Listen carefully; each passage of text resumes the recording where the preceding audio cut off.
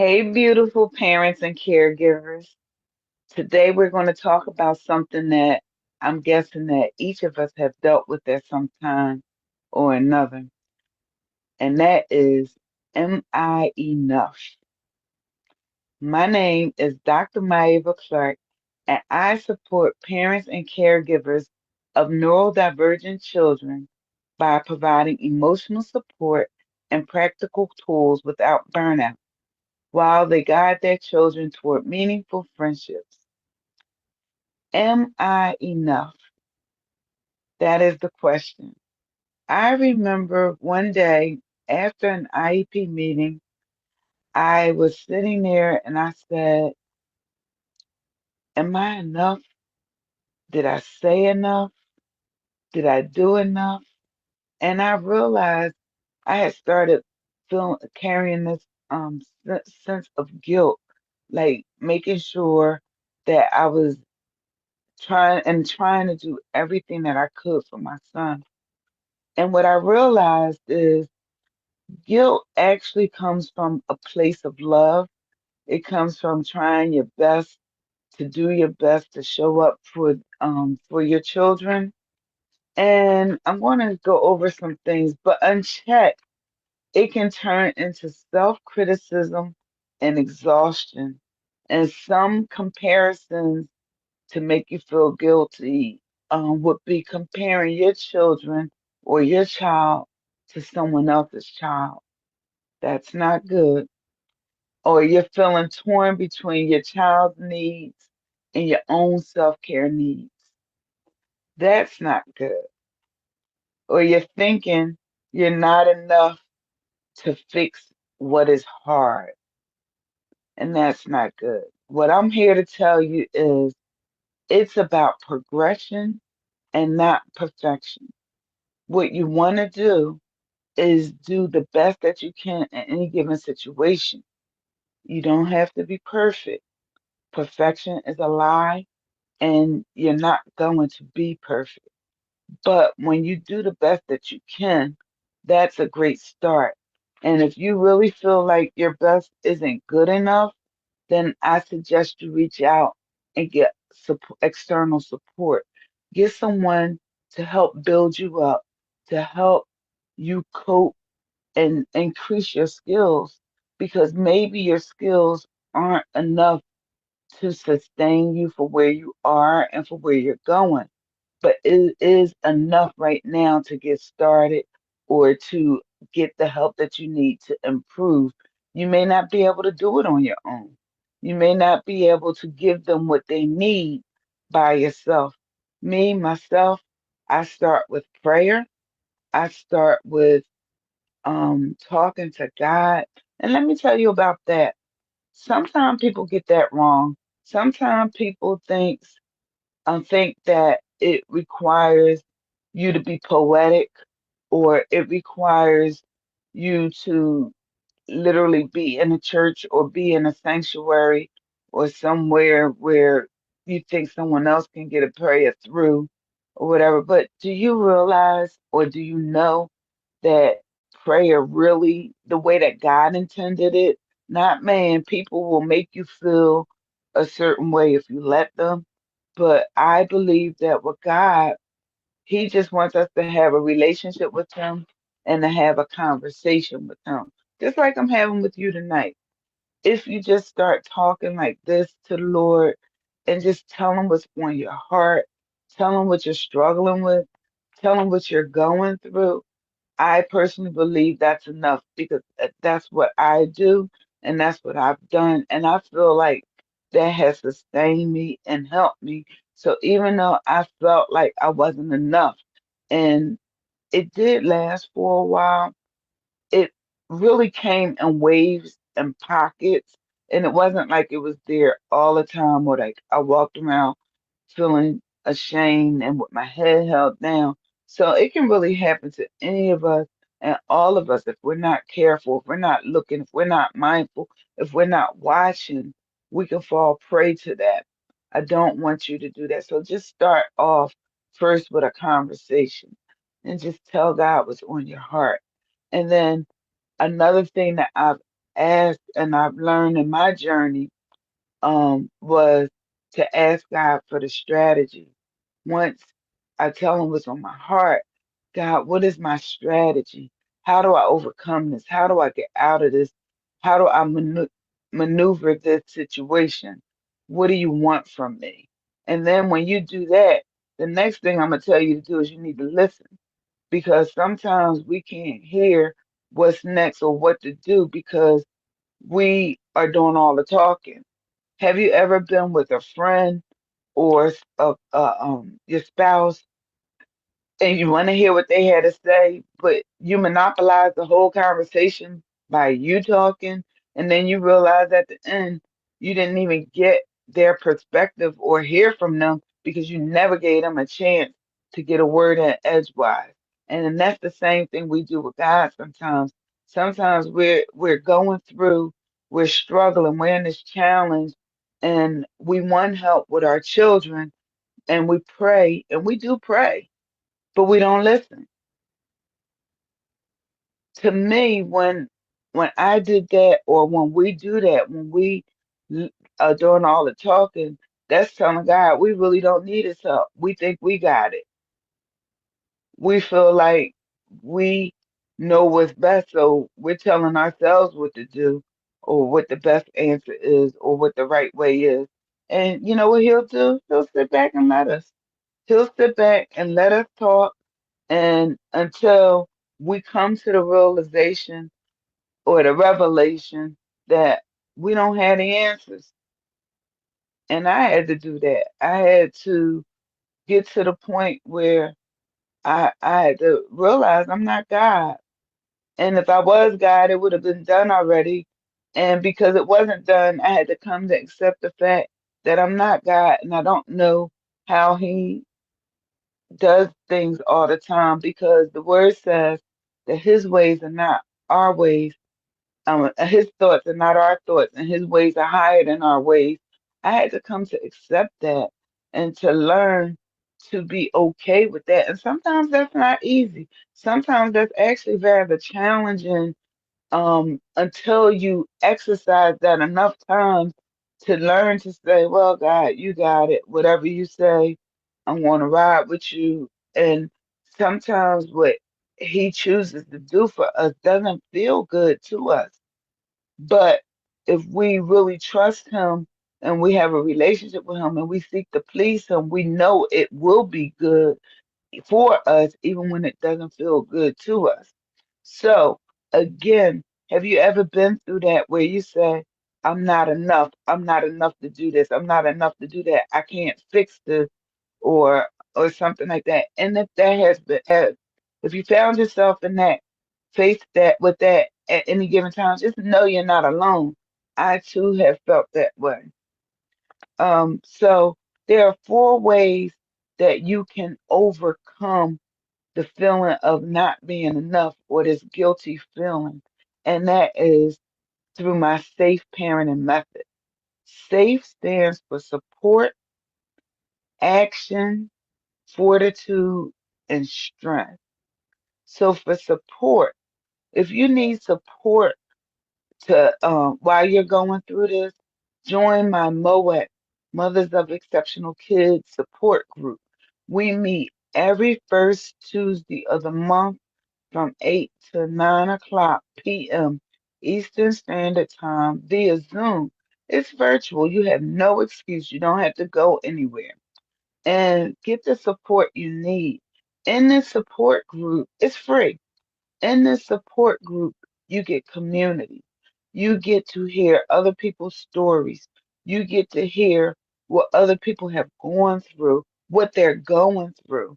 And then sometimes then you might hear that someone is going through, you might say, I went through that. And this is what I did to get through that. You have an opportunity to share. And just because you feel like you're not enough in one area, don't mean you feel that way in every area. So you may have something that can offer someone else to give them the strength and support they need when you're coming up to feel supported. Because it's a journey. It's not a race. that is given to the swift. It's a marathon. Can you endure? Can you last? Can you do what it takes to stand? Can you stay flat footed? Can you stay there and stand the test of time, not just for your child, but for yourself? Can you? Can you do that? Um, and in this group, you can ask questions without shame, without feeling guilty. And I just love it. I love the support that everyone gives to one another. I love being able to show up because I don't come in as the expert that knows every single thing. I come up and with the person that gives the platform to bring these communities together, bring these families together, bring these parents together, bring these caregivers together so we can one another each other, so we can show up in love, so we can show up with compassion, so we can show up again without feeling guilty or saying, am I asking a stupid question? There is no such thing, and it's a safe place. Um, support replaces guilt with belonging. Do you belong anywhere? Do you feel like you belong? Do you feel like your child belongs? If not, you need support. Action. Do you know what to do today? Do you know what action steps to take? Focus on actionable steps each day. It's not about one big thing, it's the small things, small, consistent actions more than doing it all. And here's something. An example would be one calm bedtime, one connection moment, one advocacy email. That's enough. That's considered an actionable step. Doesn't have to be anything big. One little step like that. Focus on getting a calm bedtime tonight. You do that. That will help you see that you were enough in that moment. It will help you to lessen the guilt. Fortitude. Guilt weakens you, where fortitude strengthens you. Remember that growth takes time, and your resilience teaches your child courage. When you are resilient, you're teaching your child indirectly, you're teaching them with your actions, and you build them up. Affirmation: I am strong enough to face hard days and gentle enough to start again. Isn't that good? I am strong enough to face hard days and gentle enough to start again. I love it. Empathy. The empathy you show your child, show yourself too. When you give your child grace and you show them empathy, do it for yourself. Give yourself grace. Learn to give yourself grace. Speak to yourself the way that you will comfort your child. Replace self blame with self compassion.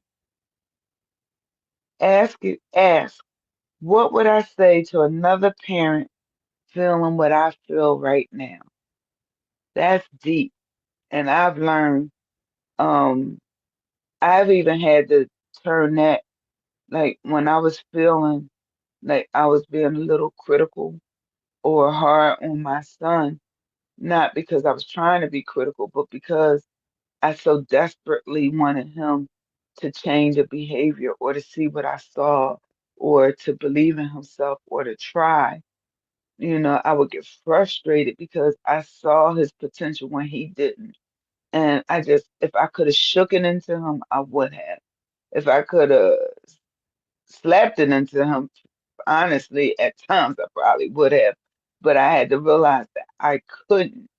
And I had to one day, I think what checked myself is I said, what would I do if he was somebody else's child?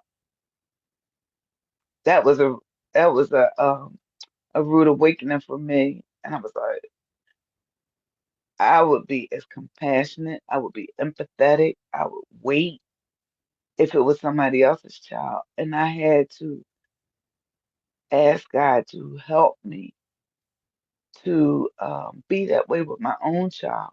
So after that, there were times when I would feel myself getting frustrated and I had to walk it back. What if he was somebody else's child?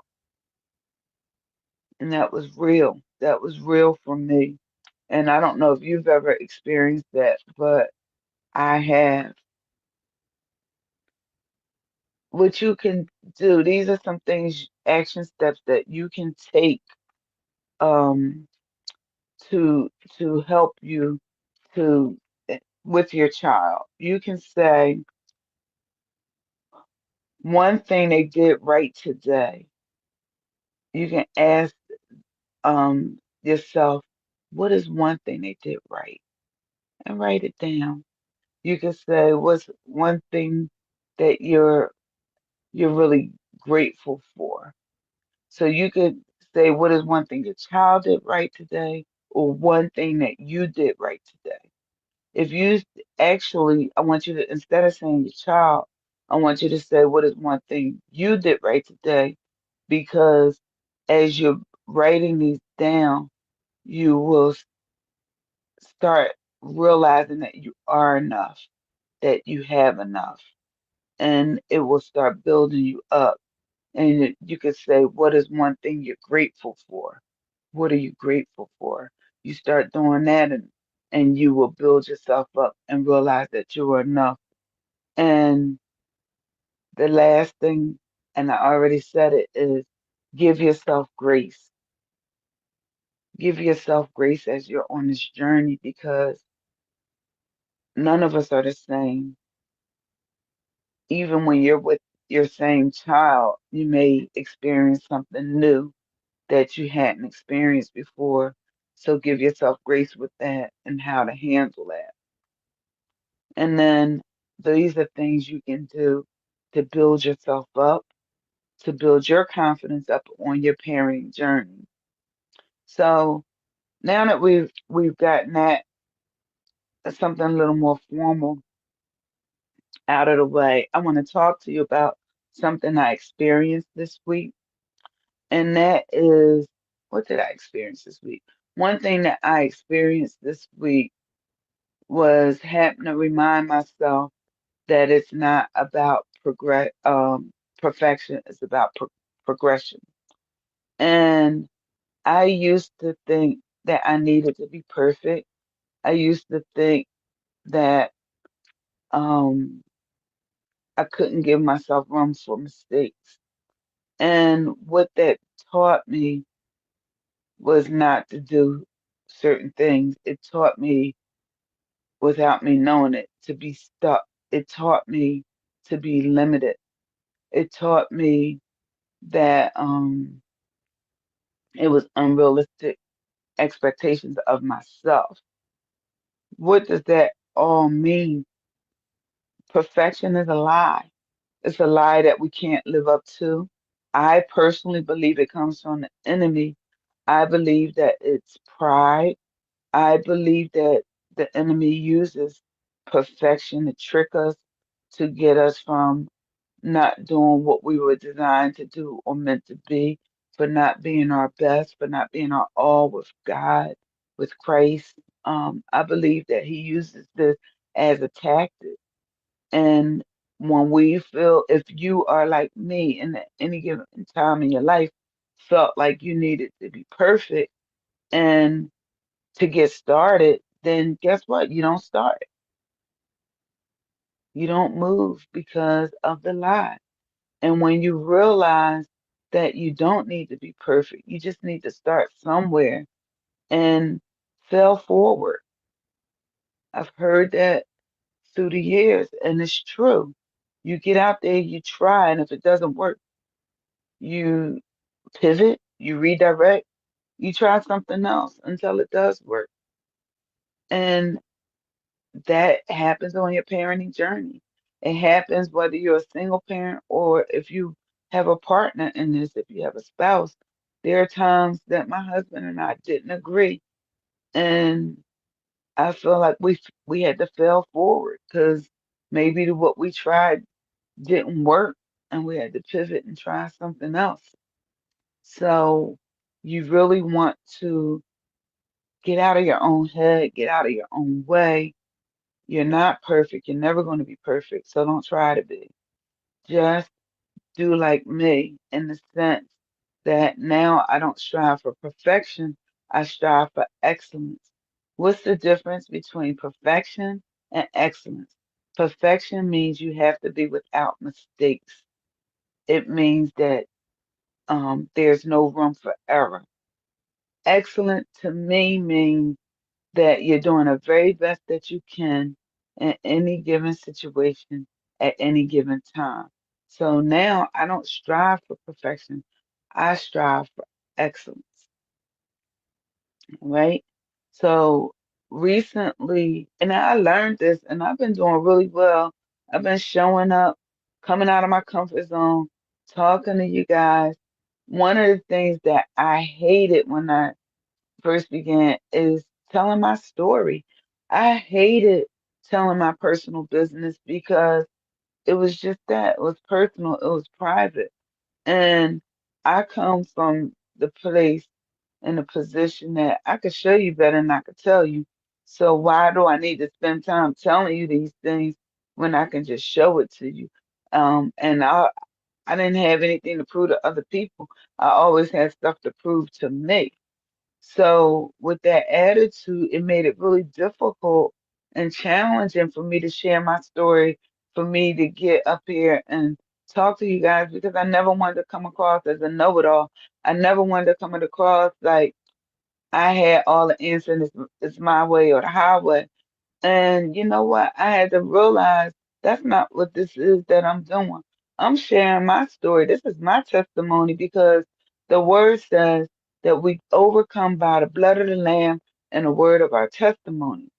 And if I can share my story and you find yourself in it, then maybe there's something in here that will provide you with hope. There's something in here that will encourage you to keep trying, that lets you know that you if I can do it, you can do it too. So that's why I'm showing up. Not because I think I'm the end all be all, but because if I can do it, you can do it, and that's what I'm trying to do for you. And so as I was navigating this space um this week, one of my limiting beliefs crept back up and held me back, like it held me back for over 24 hours. And I'm like, Lord, help me through this. Why did I face this again? And you know what? I realized because I had to navigate that space and I had to sit in it. And like I tell my kids, ignoring it doesn't make it go away. Like that old Huntington Learning Center commercial, ignoring it doesn't make it go away. And I had to sit. Where did this come from? Why did I start doubting myself again? And it was because I asked someone for their opinion, and I solicited the opinion. They didn't offer it to me, I asked for it. But when they gave it to me, it was contrary to my beliefs that it caused me to doubt myself.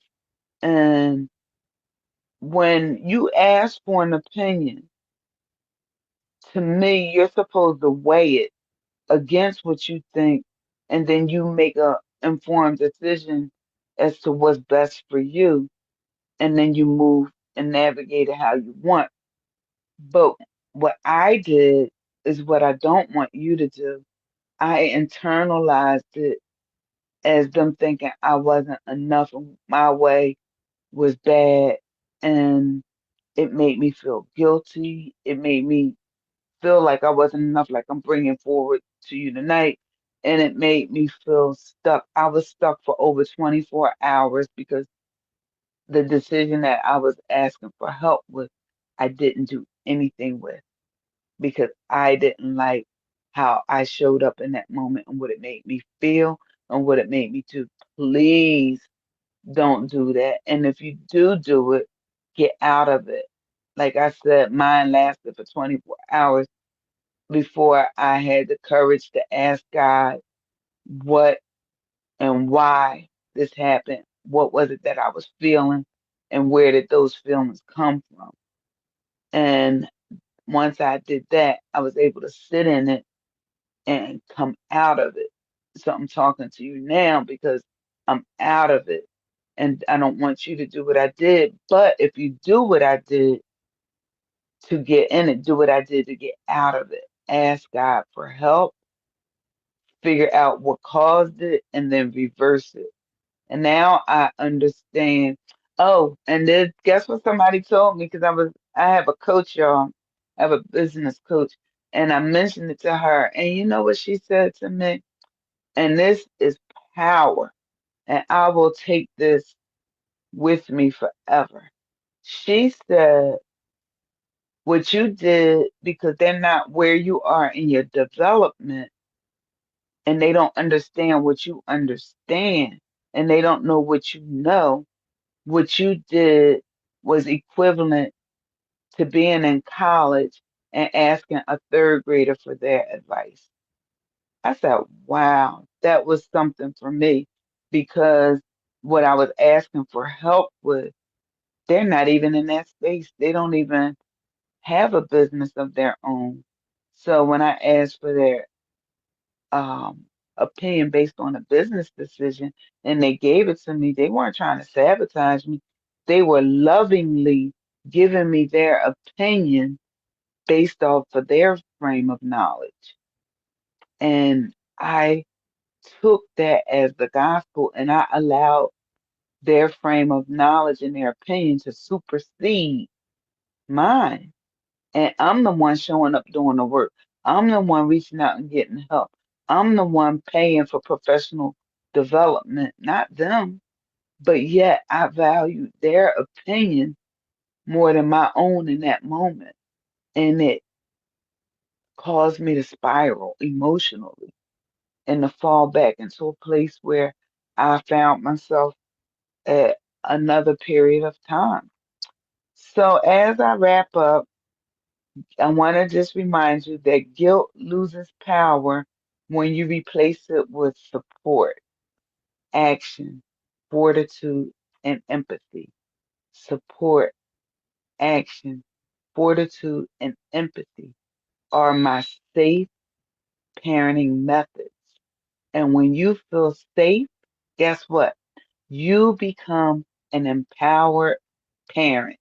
I hope that you got something out of this today. No, none of us are perfect. We are on this journey. And I believe if you ever become the perfect person, you'll probably die the next moment. Because if you continue to live, you will no longer be perfect. Again, my name is Dr. Myava Clark, and I support parents and caregivers of neurodivergent children by providing emotional support and practical tools without burnout while they guide their child towards meaningful friendships. Thank you. I hope that you got something out of this, and I look forward to seeing you the next time. Have a fantastic night. Bye.